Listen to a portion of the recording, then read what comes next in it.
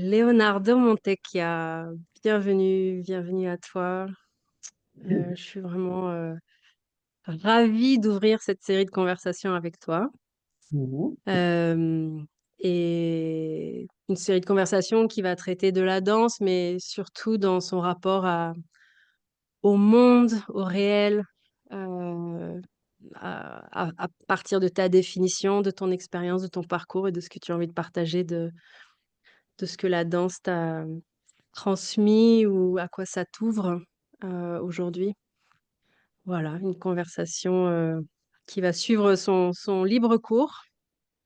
Et pour commencer, je voulais te proposer de nous dire un petit peu, nous parler de ton prénom, de ton nom, Leonardo Montecchia, et de comment ça peut ouvrir à une introduction pour commencer la conversation.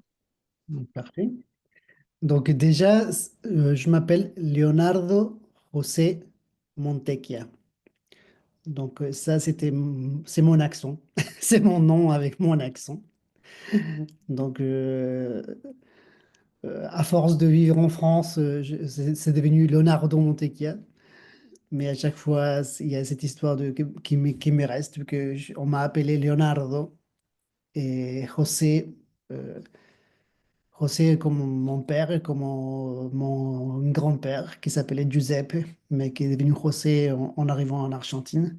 Donc je suis argentin, argentin italien, parce que Giuseppe, mon grand-père, était italien, du coup aussi italien, et maintenant aussi français, parce que ça fait 25 ans que je vis en France. Euh, j'avais dit à quelqu'un, je me sens surtout étranger, et étranger pas comme une non-identité, mais comme une identité en soi. Étranger, pour moi, c'est être un peu de partout. Et en fait, toutes ces choses, toutes ces différences qui m'identifient. Et j'aime bien être étranger, parce qu'étranger, ça te donne un regard autre, et qu'en plus, c'est quelque chose qui, en ce moment, c'est un mot qui est tellement utilisé de façon pas positive que j'ai envie de donner le côté positif pour dire oui, je suis étranger et j'ai choisi là où je vis. Et donc, je vis en France parce que c'est mon choix. Je parle une langue qui n'est pas ma langue maternelle. Euh, je prononce mon prénom et mon nom avec un accent qui n'est pas forcément le mien. Donc, je m'appelle Mhm. Leonardo. Et ça fait partie, oui, en fait, ça fait partie. Une identité il y a pas longtemps. Je sais pas pourquoi c'est marrant. On parlait de ça à nouveau. Euh, on discutait avec quelqu'un sur comment tu t'appellerais si tu choisissais ton prénom aujourd'hui, si tu devais réchoisir ton prénom. Et c'était avec quelqu'un sur la question, justement, on parlait, discuter sur la question du genre aussi. Et je disais que moi, je pense que je m'appellerais Leonardo, puisque ça fait partie de moi, en fait, ou Leonardo. Mais je n'envisage pas d'échanger ça fait partie de mon histoire, même si c'était pas mon choix au départ. Donc, et en plus, j'aime bien parce qu'il y a le côté Leonardo, c'est un prénom italien. J'ai José, que c'est un prénom très espagnol. Et Montecchia, pour ceux que l'histoire raconte, en tout cas, Montecchia, c'était les deux familles de. En fait, ça vient de Montecchi et Capuletti, c'était les deux familles de Vérone, de l'histoire de Roméo et Juliette. Donc, la première fois que je suis allé à Vérone, à l'hostel, il y a quelqu'un qui me dit: Oh, cosa questo? Sei della famille de Roméo. En fait, c'est la famille de Roméo, même si c'est une fiction. Oh, Roméo et Juliette, c'est une fiction, mais les deux familles qui s'est confrontées, ça existe. Donc, ça fait très romanesque que j'aime bien. Donc, je pense que Mhm. je n'aurais pas ni mon prénom, ni mon nom font partie de. Mhm. Mhm. C'est vrai qu'en devenant, en habitant en France, tout le monde me dit: Ouais, ça fait très exotique. Que pour moi, c'est non. Parce que pour moi, c'était toujours normal. Mhm. Voilà. Leonardo José Montecchia. Exact. Mhm. Donc, argentin, italien et français Exact. aujourd'hui. Mhm. Exact. C'est Et, trois nationalités, trois passeports mhm. Et étranger aussi. et étrangers. Mais surtout étrangers. Surtout Mhm. étrangers. Mhm. Parce que même quand je rentre en Argentine, je me sens. je ne suis plus vraiment un Argentin, de la même façon que je ne serai jamais vraiment en 100% français. Mhm. Euh, je suis plus argentin, ça fait trop longtemps que que j'ai vécu ailleurs. Et je suis pas vraiment italien non plus. Donc, tu vois, cette histoire de nationalité, elle est un peu anecdotique. Et à la fois, ce qui m'identifie le plus, c'est que je suis étranger partout. Et, Mhm. et ça va. Et c'est pas, Mhm. pour moi, c'est pas une non-identité. Pour moi, c'est une identité. Euh, voilà. Yes. Et tu nommes plusieurs fois le choix d'une nationalité ou d'être étranger, le choix d'une langue, le choix d'un prénom, euh, et le choix de vivre en France, de travailler principalement en France. Et comment tu as acté ce choix ou comment c'est arrivé, ton arrivée en France? Qu'est-ce qui t'a amené là ou comment tu as, oui, établi que Ouais, c'était vraiment ton choix de rester là aussi? c'est ça. En fait, ouais, des choix. Et c'est marrant parce que je pense qu'avant de rester, j'ai fait le choix de partir. Euh, Pendant très longtemps, j'avais la nécessité de partir. Moi, je viens d'une ville, je viens pas de Buenos Aires, je viens de Mar del Plata. C'est une ville qui est à 500 km au sud de Buenos Aires. Bah, pour nous, c'est une petite ville, c'est une grande ville à l'échelle européenne parce que chez nous, tu vois, les villes sont plus. Moi, j'ai toujours dit que j'ai grandi dans une petite ville, mais qui a 1 million d'habitants. Donc, mais pour nous, à l'échelle de l'Argentine, on n'est pas beaucoup, mais on est tous rassemblés dans des grandes villes. Bah, tu dois connaître un peu Mm. aussi la construction géographique un peu en Amérique, tu vois. Il y a des grandes Mhm. villes modernes, et après, tu as beaucoup de territoires, la Pampa, la Patagonie, tu vois, où il n'y a rien.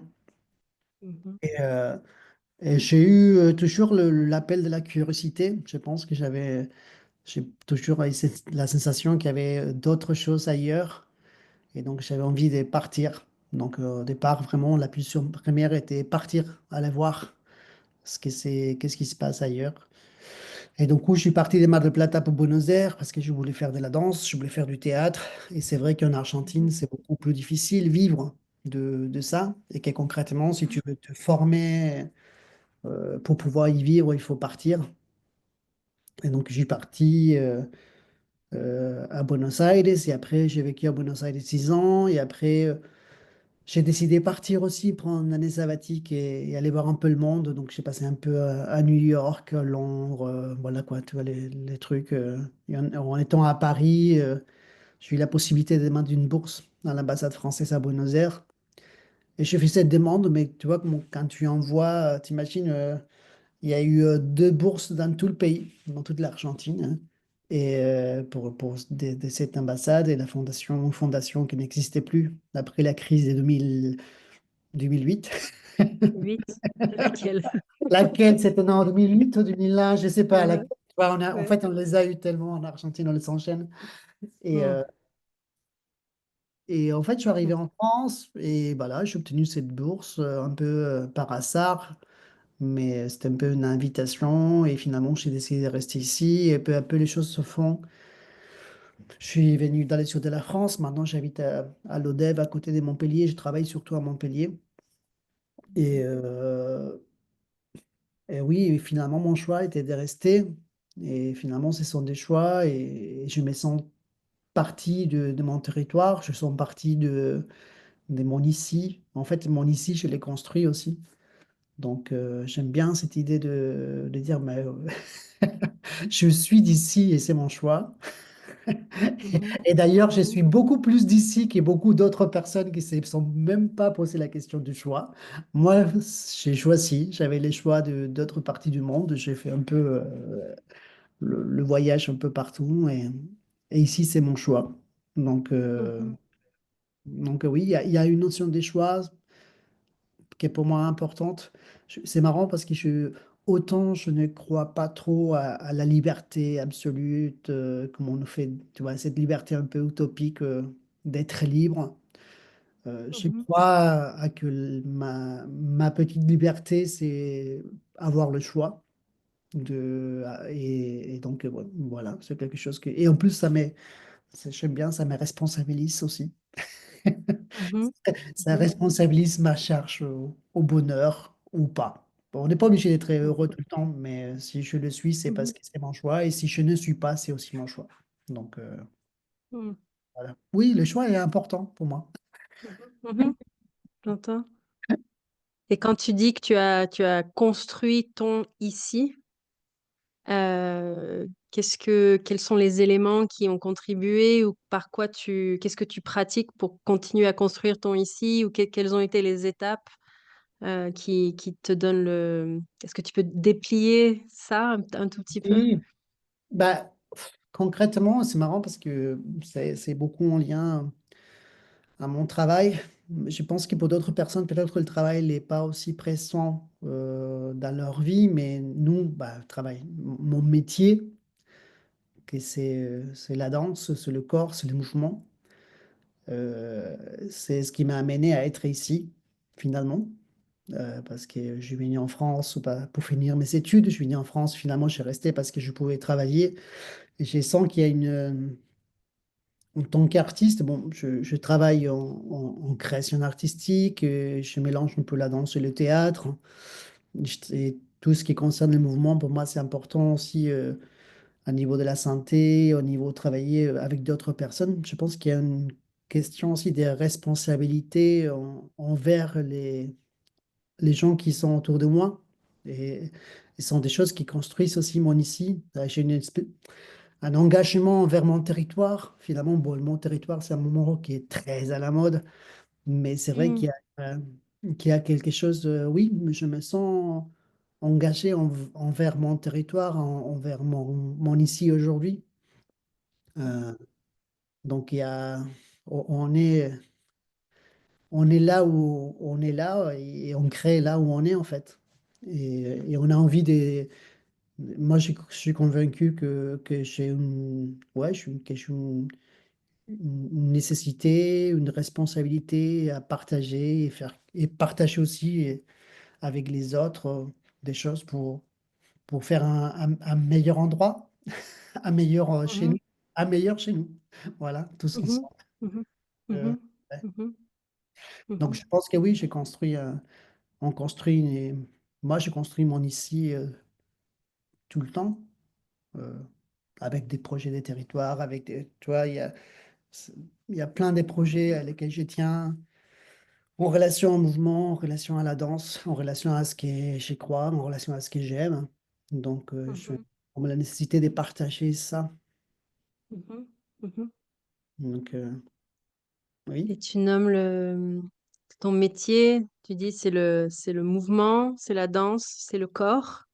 Et après, dans ce que j'entends, tu utilises les trois mots. Est-ce qu'il y a une distinction? Est-ce que tu peut-être nous dire un peu plus que ce qu'est ton métier actuellement ou ce qu'il a été et comment ces trois mots Ouais, dialoguent peut-être à travers ouais. ça? Oui, en fait, à chaque fois, je sens parce que ce sont des mots qui définissent des choses très particulières pour chaque personne. Moi, je pourrais les parler des danses et pour moi, c'est très clair ce que c'est. Et pour toi, ça va être, ou pour une autre personne, ça va être une chose différente. C'est pour ça que bon, moi, j'ai commencé. C'est marrant parce que moi, je voulais être danseur depuis tout petit. Et pour des circonstances de la famille, etc., parce que mes parents ne voulaient pas que je fasse de la danse et tout ça. J'ai fait du théâtre aussi. Et donc, ça a été super parce que ça m'a permis aussi d'ouvrir sur le travail du texte aussi. Donc, faire une formation complémentaire pour moi entre le jeu du comédien et les danseurs. Et aujourd'hui, j'aime beaucoup écrire aussi et je travaille beaucoup sur la musicalité des paroles, voilà, sur le mouvement et les textes aussi. Donc, c'est pas des choses Mhm, contradictoires. Donc, j'ai fait tout un parcours et un travail vraiment de danseur, de chorégraphe. Et en parallèle avec ça, j'ai fait tout un travail aussi de recherche autour du mouvement. Bon, j'ai beaucoup travaillé au milieu de la santé avec différents publics et pense que pour moi, j'ai fait moi-même une découverte à ce niveau-là en me disant que c'était intéressant de travailler les mouvements ou le corps en mouvement différents publics. Donc ça peut être, quand j'étais parlé de la santé, c'est, tu vois, j'ai fait un projet sur danse adaptée à la maladie de Parkinson. Là, il n'y a pas longtemps, j'ai fait un atelier de danse et chute en prévention, justement pour la prévention des chutes sur les personnes âgées. Donc, avec des objectifs, la danse qui pour moi pouvait venir, c'est toutes ces connaissances que j'avais acquis à travers la danse, je pouvais les Mhm, mettre au service de un, un projet particulier ou quelque chose de spécifique et que je mhm, pouvais aussi aider et accompagner les gens, euh, pas seulement pour la création, mais aussi avec des objectifs pédagogiques, ou thérapeutiques. Voilà. La danse pouvait devenir aussi un outil de, d'accompagnement pour autre chose, tu vois, en gros. mhm, mhm, Donc, après, effectivement, est-ce que c'est de la danse? Parce que le problème, c'est ça, que quand je parle de danse, à chaque fois, je suis en train de dire, bon, est-ce que, bon, là, par exemple, j'ai donné des masterclass pour STAPS, pour la fac du sport, où j'ai travaillé avec des sportifs de haut niveau qui ont choisi l'option APA, activité physique adaptée. Donc, c'est qu'ils vont accompagner en activité physique adaptée. Et, et au premier cours, évidemment, je lui ai dit, au premier atelier, je lui ai dit, bah, ça va, je ne vous demande pas d'aimer ou pas aimer la danse, parce que de toute façon, on ne va pas travailler de la danse, on va faire du mouvement. Et c'est une façon aussi comment dire, de les faire questionner sur qu'est-ce que c'était la danse ou pas. Parce que mhm, eux, ils ont une image de la danse qui va être pas, tu vois, parce qu'ils sont des mecs, quoi. Des mecs qui font du sport. Du coup, ils vont pas faire de la danse. Et finalement, ils ont adoré faire ça. Et justement, ça posait mhm, la question à la fin en disant, mais est-ce que c'est de la danse ou c'est pas de la danse? Et je suis dit, mais on s'en fout, non? De toute façon. L'important, c'est que vous preniez du plaisir à travailler le mouvement et que vous avez les outils qui pourraient appliquer un jour à service d'une autre chose, quoi. Donc, mhm, parce mhm, que c'est important comment on les nomme mhm, et chacun mhm, peut le nommer comme on veut, tu vois. mhm. Pour moi, c'est Et de est-ce la que tu sais, oui, dis-moi, dis-moi. Non, pour moi, c'est de la danse, mais effectivement, il faudrait que Mhm, chacun de nous définisse c'est quoi la danse pour soi. Pour moi, la danse, c'est tout ce qui concerne le mouvement sensible et conscient. mhm. Donc, Le mouvement sensible et conscient. ouais, peut-être. C'est à la fois très ouvert et très précis, je trouve, Ouais, quand je t'entends. Ouais. je sais pas. Et, et tu nommes le plaisir notamment avoir travaillé avec ces personnes-là au STAPS, que ce qui est apparu, c'était le plaisir. C'est ça. C'est ça, et que sans connecter, ben, je pense que c'est le secret, mais ça arrive aussi avec les personnes âgées, en fait. C'est que, ou avec les patients de Parkinson, c'est de les connecter avec l'envie de danser, avec le plaisir de se connecter au mouvement. Je pense que c'est le premier. C'est pas autant que les gens fassent des choses merveilleuses au niveau de la danse qui m'intéresse. C'est plus qu'ils aient envie de aller vers le mouvement et qu'ils Mhm, prennent plaisir. Parce que justement, ce sont des publics. Bon, les sportifs, peut-être, ils sont liés au mouvement plus par la performance ou l'objectif de. Euh, les personnes âgées, justement, ils sont plus sur la question de l'empêchement.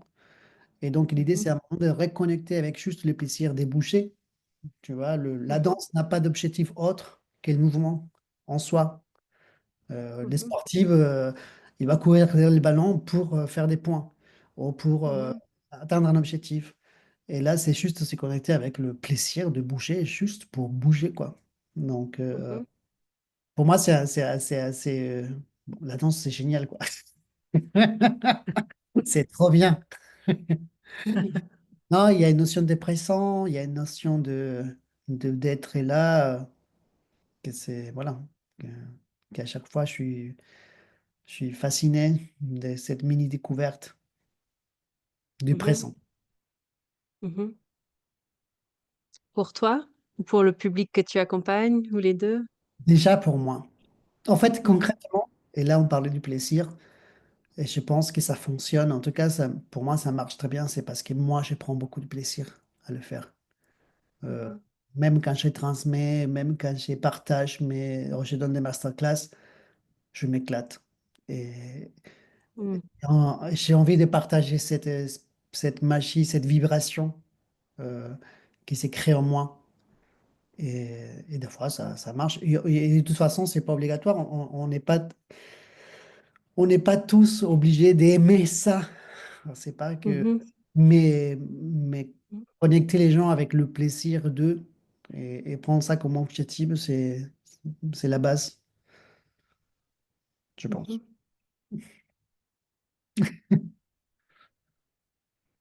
Je sais que tu as travaillé du coup avec différents publics. Je sais que tu as ta propre compagnie de danse. Tu travailles avec les danseurs professionnels aussi dans tes œuvres. Tu fais des solos. Et tu as tout un travail de lien avec la recherche scientifique autour des neurosciences de longue date. J'ai Ouais, ça presque commence à 10 ans faire. de dialogue Ouais. avec des laboratoires de recherche. Et alors, j'aurais plein de questions à poser sur les différents milieux, mais aussi sur la relation entre, ou peut-être ouvrir cette voie qui est celle du spectacle vivant sur scène ou dans des spectacles, voilà, des performances, des spectacles, la vie d'une compagnie de danse contemporaine dans le milieu de la danse, etc. Et puis, tout ce volet de ton travail de recherche et de dialogue avec l'univers scientifique. Est-ce que ce sont deux choses très séparées en toi, ou le lien c'est toi, ou est-ce qu'il y a des ponts, ou qu'est-ce que tu vis dans l'un, dans l'autre? Enfin, tu peux déplie ça comme tu as envie. Bon, en fait, tout a commencé. Bon, après, moi, j'étais déjà assez intéressé pour un peu le travail de la danse autrement que sur la création artistique. Moi, bon, moi, je suis une compagnie qui s'appelle La Mentira, donc qui s'appelle Le Mensonge. Donc, j'avais déjà un grand questionnement sur ce que c'est la institutionnalisation de l'outil de Bravo. création. Tu vois, je fais du penser comme ça. Tu vois.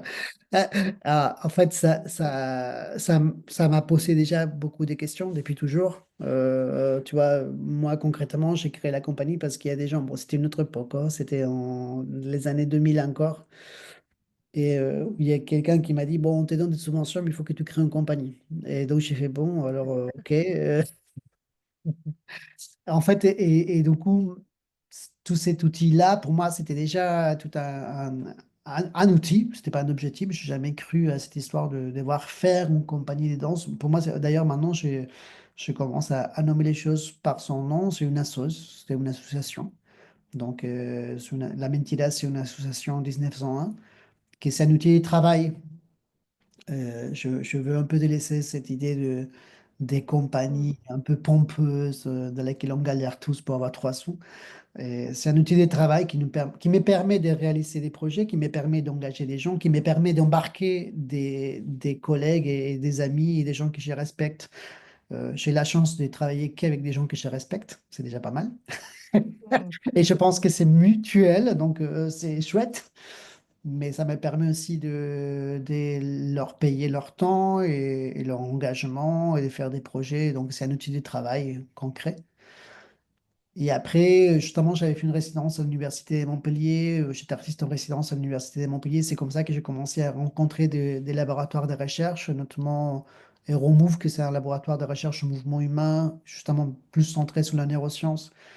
Euh, bon, il y a le LIRM, c'est un laboratoire de robotique. Bon, j'ai commencé à travailler vraiment avec l'université et organiser des rencontres art, sciences, mouvement, justement Mhm. pour croiser un peu la démarche scientifique avec la danse et les mouvements. Et, j'ai fait ça depuis déjà bientôt ouais, 9 ans.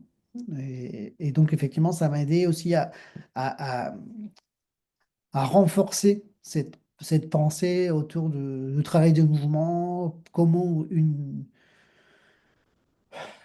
un créateur de possibles, en fait, des possibles rencontres, des rencontres, concrètement, entre les gens, entre les scientifiques, entre les démarches artistiques.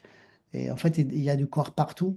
Et le corps en mouvement est partout. À partir dans n'importe quelle démarche, il y a du corps en mouvement, puisqu'il est Mhm. il y a de l'humain. Et c'est là où j'ai commencé vraiment à m'intéresser sur le travail des recherches. Donc, j'ai commencé à faire des projets plus spécifiques sur, évidemment, sur le milieu de la santé, avec de, de- de partenaires comme la Mutualité française ou de France Parkinson, où on m'appelait pour me demander des projets particuliers pour un public spécifique. Et donc, ça m'a ouvert ces voies-là. Et en fait, je me suis rendu compte que la danse, pour moi, c'était aussi une façon de penser le monde.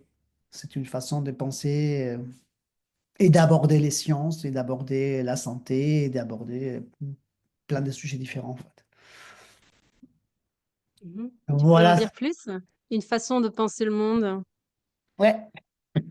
la danse, Mais comme... écoute, Mhm. concrètement, et là, j'ai justement, bon, j'ai sort de petits dictons parce que je suis en train de, en fait, je suis en train d'écrire un livre.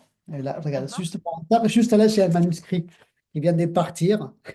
Oh yeah, la pensée du corps en mouvement. Exact. Et que Magnifique. c'est un peu le témoignage justement de cette, des rencontres qu'on organise avec l'Université de Montpellier. Et c'est pour ça qu'il y a plein de dictons qui sortent, c'est que c'est frais, quoi. Je l'ai là, donc... et justement, il y a une des phrases que j'ai écrites dans les manuscrits, c'est que c'est qu'on perçoit le monde par son corps, et que si tu changes la perception de ton corps, tu changes la perception du monde. Et, euh, et c'est très beau comme image, mais c'est du concret en fait. C'est vraiment du concret. Là, notre perception du monde, ça s'est fait par, déjà à niveau sensoriel, tu le sais très bien.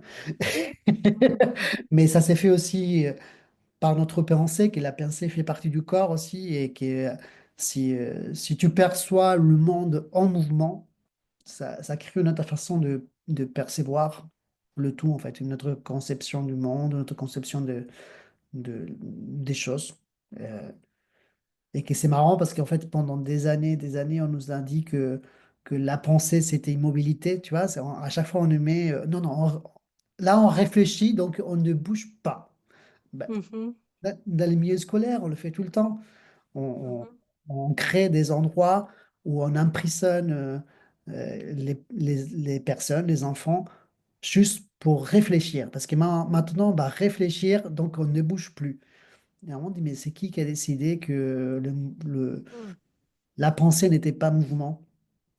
Euh, mhm, Quand en mhm, fait, mhm, ben, voilà, on se retrouve avec nos enfants après on dit ben, ils sont juste besoin d'être libérés dans le mouvement, juste qu'on ne sait pas les canaliser en fait. À des mhm, enfants qui sont en plein croissance, on leur demande de rester dans une chaise sans bouger pendant des heures, juste pour réfléchir, tu vois. Tu fais, mais mhm, quel mhm, moment nous avons déterminé que la réflexion, que la pensée, c'était quelque chose d'immobile? Euh, mhm, donc, il y a tout un travail sur ça. Je suis convaincu que le corps en mouvement peut modifier et déjà l'éducation, et déjà les façons de penser les choses, et déjà les sciences. Voilà. Donc, mhm, je, mhm. je Ouais. pense qu'il Mhm, y a quelque chose autour de ça. mhm. Donc, j'entends d'inclure le mouvement, d'inclure le corps dans notre manière de concevoir la pensée, l'émergence de la pensée ou la création d'informations. Et j'entends aussi que la transformation de notre point de vue peut passer par une transformation dans le corps, que le fait de changer la manière dont mon corps bouge ou perçoit va changer ma manière de voir le monde. Ouais. Et je me demande si toi, tu as un exemple dans ta vie d'un point de vue qui a changé ou d'une situation qui s'est un peu dénouée ou qui s'est déplacée, en tout cas, euh, par la danse en toi ou de ton corps changeant, une transformation dans Oui, ton corps qui a changé quelque chose à l'extérieur ou dans ta il y en manière a, d'être au monde. bon, il y en a plein. Mais je vais Ouais. te citer une parce qu'elle Mhm. est fraîche aussi, parce qu'elle est concrète. C'est la relation à mon corps qui est vieillissant. Et je pense qu'on a discuté il y a pas longtemps justement avec toi de ça. Bon, là, Mm. j'ai 53 ans, donc, et je n'ai jamais aussi bien dansé. Non. Bon, je dis ça là pour rigoler, mais ça a mis un temps. Et ça a mis un processus, oui, et c'est pas anodin pour un danseur de voir son corps qui change, de sentir que son corps qui change. Euh, Mhm.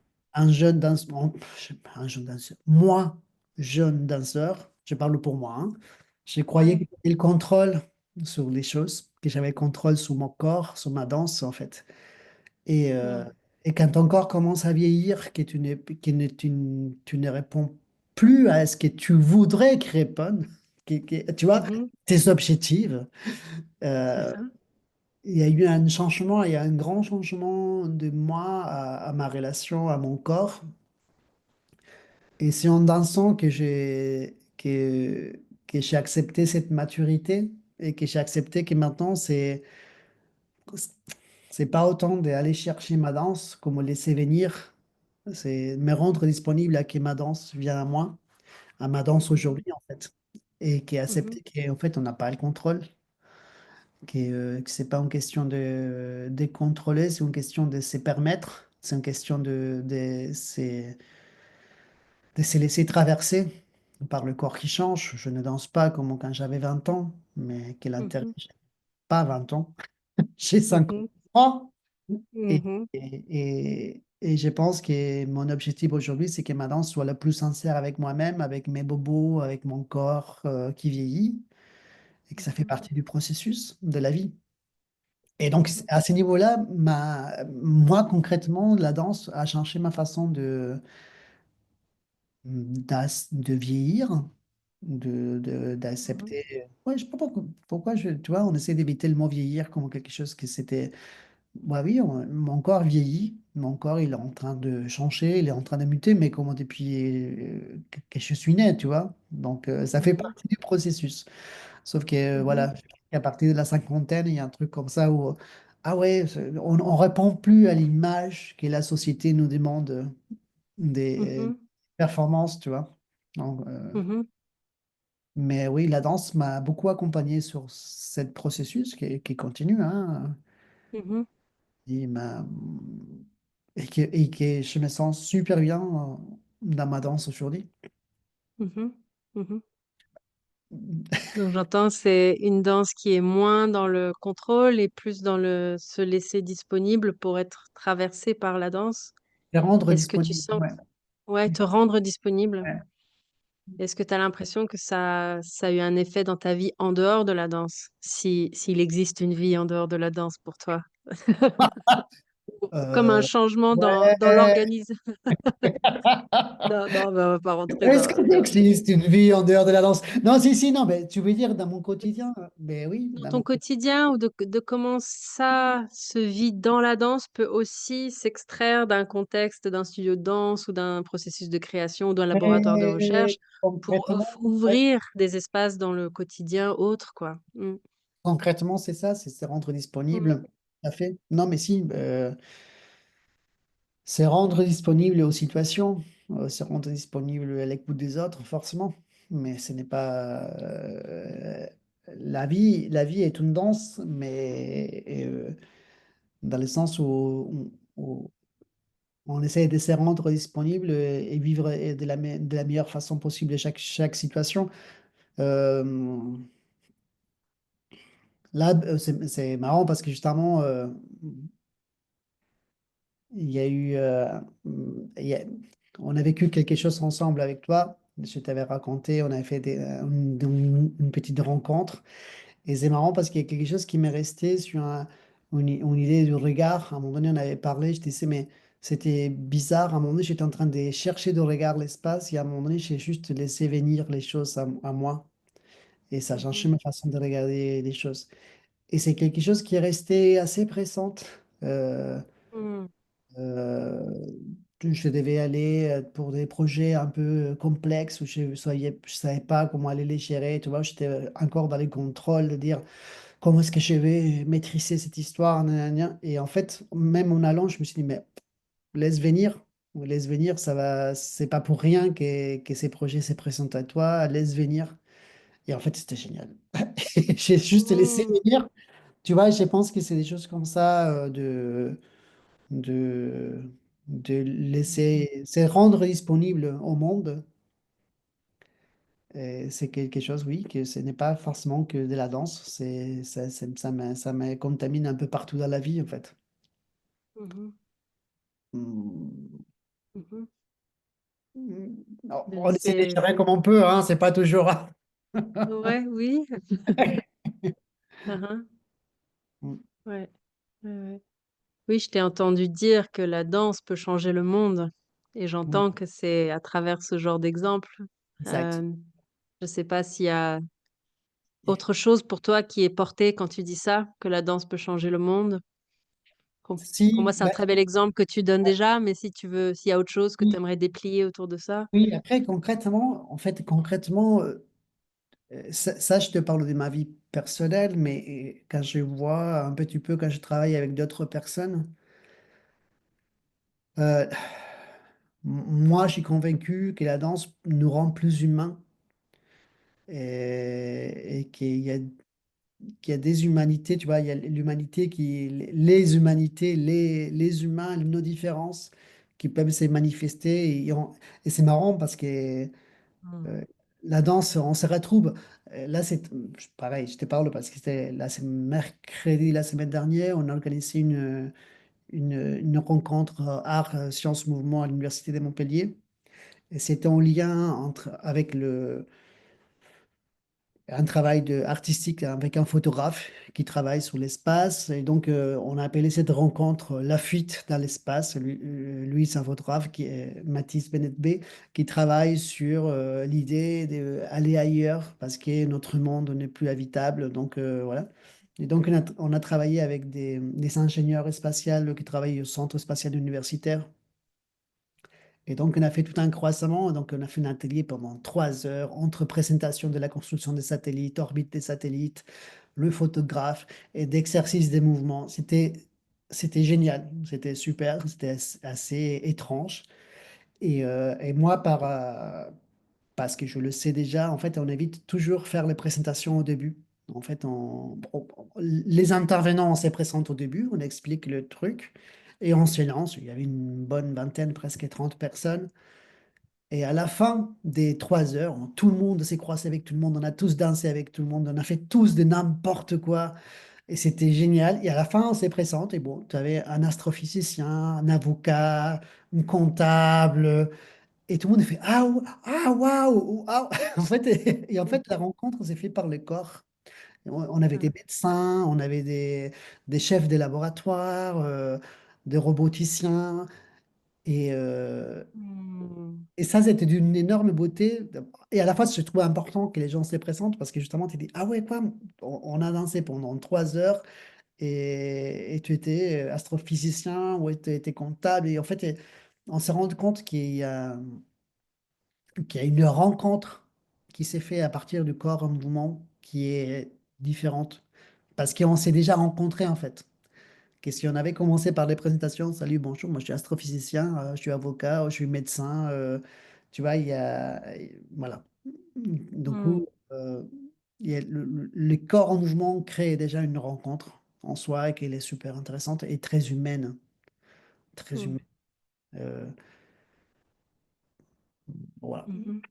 Donc Ouais, oui, je suis convaincu que ouais, la danse peut sauver le monde, peut sauver le monde, peut sauver l'humanité, oui. peut, Mhm. peut nous rendre peut-être plus humains, que c'est la seule Mm. sortie. Euh, voilà, je sais pas. La danse peut nous rendre plus humains. Mhm. Tout à fait, tout à fait, Mm, tout, mm, mm. tout à fait. C'est une belle scène, je la vois quand tu l'as décrit et ça rejoint pour moi le début de la conversation quand tu nommes la nationalité, le choix du prénom, peut-être dans une conversation en lien au genre, et là les métiers, toutes les formes d'identité et tout ce que ça permet de projection dans la rencontre et de fantasmes, d'imaginaire, de stéréotypes, de tout ce qu'on veut. Et que se rencontrer par la danse avant de savoir, avant les mots, avant les noms, euh, permet une autre rencontre au niveau des corps qui fondent quelque chose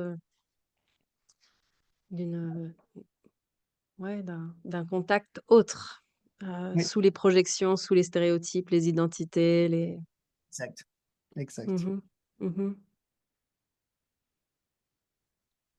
Yes. Est-ce qu'il y a, on va aller doucement vers une fin, s'il y a autre chose que tu aimerais partager qui est présent pour toi, que tu aimerais pour compléter, pour atterrir ensemble à la fin de cette conversation. Tu voudrais que les gens Un sachent peu d'éther, que, atterrir. ouais, non, Oui, peut-être que c'est déjà dit, mais voilà, quelque chose qui te tient à cœur, ou qui a été réveillé par ce qu'on s'est entendu dire oui, et là. oui, Mhm, oui. Non, j'y crois au mouvement, j'y crois au corps en mouvement et j'y crois à tout. C'est marrant, mais j'y crois aussi au pouvoir de cette rencontre dans tous les sens. Et je pense que danser, danser, il y a quelque chose du corps en mouvement qui est importante à défendre dans tous les domaines et qu'on est en train de perdre. Euh, ça va un peu le petit message, je ne sais pas si politique et social, mais je suis convaincu mhm, que le corps en mouvement peut aussi euh, aider énormément à lutter contre la détresse, contre la détresse sociale, contre la détresse humaine, puisque justement, je pense qu'on rentre dans une période de détresse et des violences. Et je pense que c'est un outil il faut défendre, et un espace qu'il faut défendre. Et tu vois, mhm, de continuer à danser. Bon, il y a la phrase d'Épinat, toujours danser, sinon, sinon on est mort. Mais en dehors de ça, c'est pas autant la question de la mort qui m'est. La mort, ça m'effraie pas. Et ce qui ça m'effraie, c'est de pas vivre dignement, de pas vivre intensement. Et je pense qu'on a tous le droit de vivre intensement ce qu'on a à vivre, hein, tu vois. mhm, Euh, mhm, et je pense que la danse peut nous accompagner à mieux vivre. Donc, mhm, voilà. Mieux vivre mhm, Vincent. Je sais pas. mhm, mhm. Et qu'après, voilà.